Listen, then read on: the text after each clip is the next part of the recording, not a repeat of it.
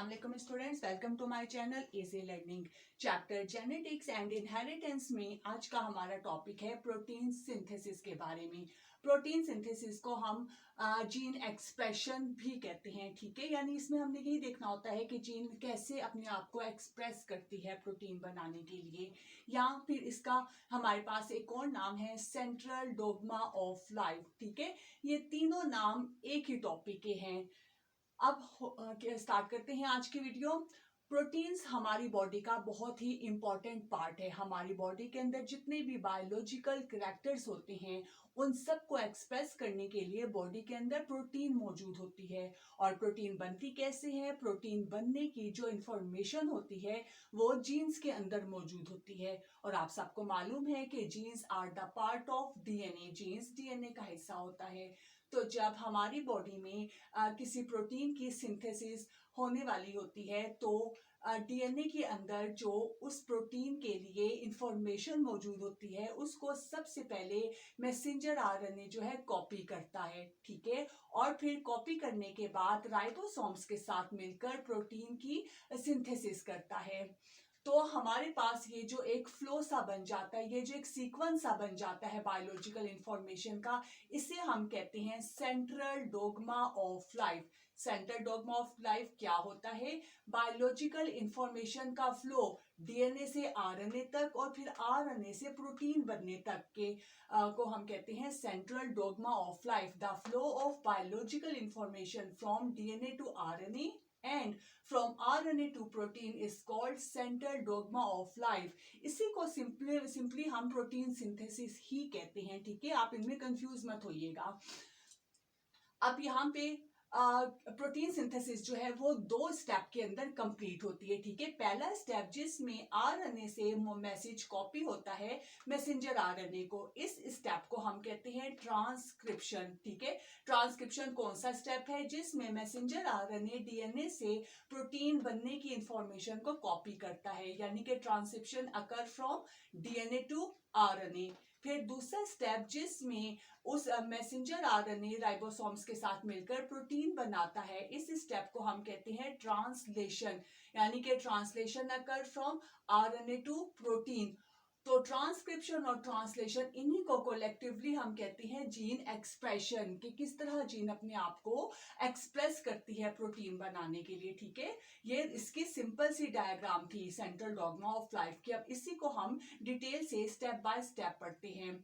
अब इसको step by step समझाने से पहले मैं आपको एक बात बताती जाऊं कि हमारे पास फॉर एग्जांपल हमारे पास एक मैसेंजर आरएनए है, ठीक है, जिसने डीएनए के मैसेज को कॉपी कर लिया है। यहाँ पे ये नाइट्रोजीनियस बेसिस मौजूद है।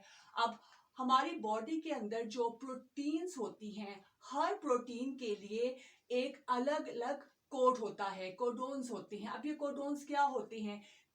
3 नाइट्रोजीनियस बेसिस के ग्रुप को हम कहते हैं कोडोन। कोई से भी 3 नाइट्रोजीनियस बेस के ग्रुप को हम कहेंगे कोडोन। जैसे यहाँ पे देखिए मैंने एक मैसेंजर आरएनए बनाया है, इस पे पहले 3 नाइट्रोजीनियस बेसिस है UGG फॉर एग्जांपल, ठीक है।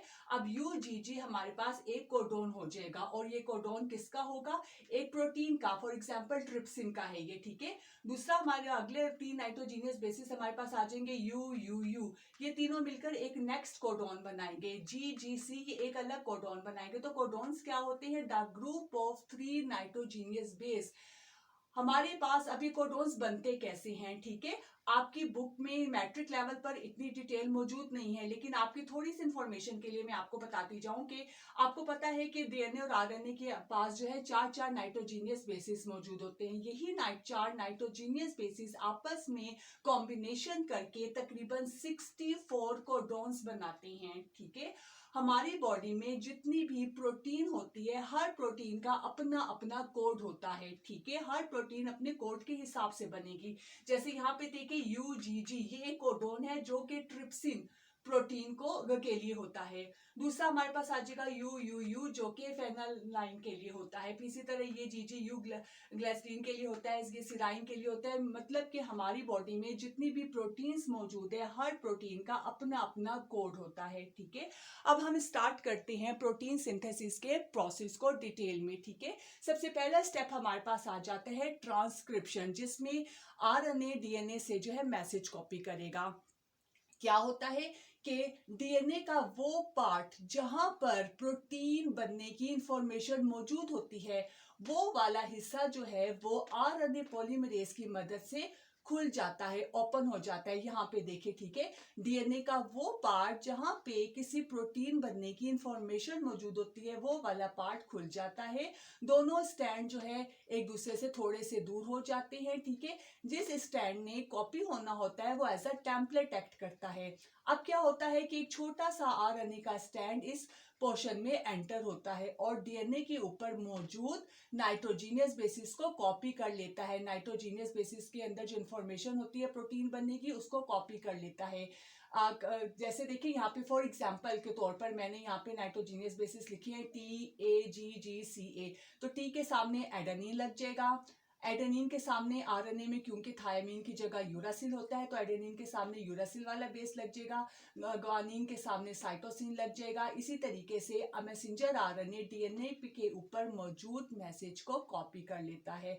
कॉपी करने के बाद के ये डीएनए के उस लूप से बाहर निकल आता है और डीएनए का स्टैंड वापस आपस में बंद हो जाता है, ठीक है। अब ये हमारे पास मैसेंजर आरएनए है जो कि डीएनए के मैसेज को कॉपी करके बाहर आ गया है डीएनए से। अब इस मैसेंजर आरएनए के ऊपर वो पोर्शन होते हैं जो जिसके अंदर प्रोटीन बनने की इंफॉर्मेशन मौजूद होते हैं, और इसके साथ वो पोर्शन भी मौजूद होते हैं जिसमें प्रोटीन बनने की इंफॉर्मेशन नहीं होती है। इन पोर्शंस को हम कहते हैं इंट्रॉन्स एंड एक्सॉन। एक्सॉन वो पोर्शन होते हैं मैसेंजर आरएनए के जिसमें किसी प्रोटीन के लिए कोड मौजूद होता है, और इंट्रॉन्स जो है वो नॉन कोडिंग एरिया होते हैं मैसेंजर आरएनए के। तो इससे पहले कि मैसेंजर आरएनए अगला स्टेप शुरू करे, मैसेंजर आरएनए प्रोसेस होता है कैसे कि एंजाइम की मदद से जितने भी एंट्रॉन्स हैं वो रिमूव कर दिए जाते हैं और मैसेंजर आरएनए के ऊपर सिर्फ और सिर्फ एक्सॉन रह जाते हैं, ठीक है, यानी प्रोटीन बनने के कोड्स रह जाते हैं। जब मैसेंजर आरएनए प्रोसेस हो जाता है तो अब ये न्यूक्लियस से बाहर निकल आता है। सॉरी, एक बात मैं आपको बताना भूल गई कि ये ट्रांसक्रिप्शन का जो प्रोसेस है वो न्यूक्लियस के अंदर होता है, क्योंकि आपको मालूम है न्यूक्लियस के अंदर ही डीएनए मौजूद होता है, ठीक है। तो ट्रांसक्रिप्शन अकर इन न्यूक्लियस। फिर मैसेंजर आरएनए प्रोसेस होने के बाद न्यूक्लियर इन्वेलप के अंदर जो पोर्स मौजूद होते हैं वहां से होता हुआ साइटोप्लाज्म के अंदर आता है, और साइटोप्लाज्म के अंदर होता है इसका नेक्स्ट स्टेप शुरू, यानी कि translation. Translation occur in cytoplasm. Cytoplasm में आने के बाद ये मैसेंजर आरएनए जाकर राइबोसोम्स के साथ अटैच हो जाता है, ठीक है। ये देखिए, ये राइबोसोम्स की स्मॉलर सब यूनिट अटैच है और ये लार्जर सब यूनिट अटैच है। अब साइटोप्लाज्म के अंदर मौजूद होते हैं ट्रांसफर आरएनए, ठीक है, जो कि अमाइनो एसिड्स को लेकर आते हैं। अमाइनो एसिड साइटोप्लाज्म के अंदर बिखरे हुए होते हैं। अमाइनो एसिड होते क्या हैं? Amino acids are the basic component of protein. Proteins की जो बेसिक कंपोनेंट है अमाइनो एसिड्स होते हैं। अमाइनो एसिड ही आपस में मिलकर प्रोटीन की पॉलीपेप्टाइड चेन बनाएंगे, ठीक है। तो हमारी बॉडी के हर सेल के अंदर तकरीबन 20 टाइप्स के अमाइनो एसिड मौजूद होते हैं, और हर अमाइनो एसिड के लिए अपना अपना स्पेसिफिक ट्रांसफर आरएनए मौजूद होता है। हर ट्रांसफर आरएनए अपने स्पेसिफिक अमाइनो एसिड के साथ को अपने साथ यहाँ पे बाइंड कर लेगा, ठीक है, और फिर उस अमाइनो एसिड को लेकर आएगा यहाँ पे मैसेंजर आरएनए के पास। अगर आपको ट्रांसफर आरएनए का स्ट्रक्चर याद हो तो मैंने आपको बताया था कि ट्रांसफर आरएनए के नीचे भी एरिया मौजूद होते हैं जिसमें 3 नाइट्रोजीनियस बेसिस अटैच होते हैं। उन्हें हम कहते हैं एंटीकोडोन्स। एंटीकोडोन्स क्यों कहेंगे? क्योंकि ये मैसेंजर आरएनए के ऊपर जो कोडोन्स मौजूद होते हैं उसके कॉम्प्लीमेंट्री होते हैं, ठीक है। उस हिसाब से ही ये अमाइनो एसिड को लेकर आएंगे। जैसे यहाँ पे देखें, फॉर एग्जांपल मैंने पहला कोडोन बनाया है AUC, ठीक है। तो AUC का कंप्लीमेंट्री बेसिस क्या बनेगी? UAG। तो वो अमाइनो एसिड जिसके पास जो है ये वाला कोडोन मौजूद होगा UAG, वो वाला ट्रांसफर आरएनए अपना अमाइनो एसिड लेकर आएगा और आकर यहाँ पे मैसेंजर आरएनए के साथ बाइंड हो जाएगा, ठीक है। बेस पेयरिंग करेगा, बेस पेयरिंग करेगा और अपना अमाइनो एसिड जो है वो पॉलीपेप्टाइड चेन के साथ अटैच कर देगा। अटैच करने के बाद वो वाला ट्रांसफर आरएनए रिलीज हो जाएगा। फिर नेक्स्ट ट्रांसफर आरएनए आएगा दूसरा अमाइनो एसिड लेकर बेसिस के हिसाब से, ठीक है। जैसे अगला बेस यहाँ पे आ रहा है CGU, तो वो वाला अमाइनो एसिड आएगा जिसके पास बेस पेयर मौजूद होंगे GCA। वो ट्रांसफर आरएनए आएगा, वो आकर इसके साथ पेयरिंग करेगा और अपना ये amino acid growing polypeptide chain में ऐड कर देगा और फिर ये रिलीज होता जाएगा। इसी तरीके से ट्रांसफर आरएनए आते जाएंगे जब तक कि हमारे पास उस प्रोटीन के लिए पॉलीपेप्टाइड चेन नहीं बन जाती। जब वो चेन कंप्लीट हो जाएगी तो ये जो चेन है यानी कि तो जब तमाम मैसेज कॉपी हो जाएगा तो ये पॉलीपेप्टाइड चेन सेपरेट हो जाएगी और फिर उस प्रोटीन को शो करेगी। ठीक है, अब यहाँ पे मैं आपको एक बात और क्लियर करती जाऊं। आप चूंकि मैट्रिक लेवल का पढ़ रहे हो इसलिए आपकी बुक में ट्रांसक्रिप्शन और ट्रांसलेशन की इतनी ही डिटेल मौजूद है। जब आप इससे हायर क्लासेस में पढ़ेंगे एफएससी लेवल में या उससे भी हायर क्लासेस में तो आप देखेंगे कि ये प्रोसेस और भी ज़्यादा कॉम्प्लिकेटेड होता है। आप इस प्रोसेस को और ज़्यादा डिटेल से पढ़ोगे। उसमें क्या होता है कि हमारे पास पहले एक स्टार्टर कोडोन होते हैं जो कि इस पॉलीपेप्टाइड चेन को बनाना शुरू करते हैं। फिर हमारे पास 2 स्टॉप कोडोन्स होते हैं जो कि उस पॉलीपेप्टाइड चेन को स्टॉप कर देते हैं। ठीक है, और कैसे लार्जर सब यूनिट स्मॉलर सब यूनिट अटैच होता है ये तमाम डिटेल आप हायर क्लासेस पे पढ़ोगे। आपकी बुक में जितनी डिटेल थी वो मैंने आपको समझा दी है। एक दफा दोबारा से रिव्यू कर लेते हैं।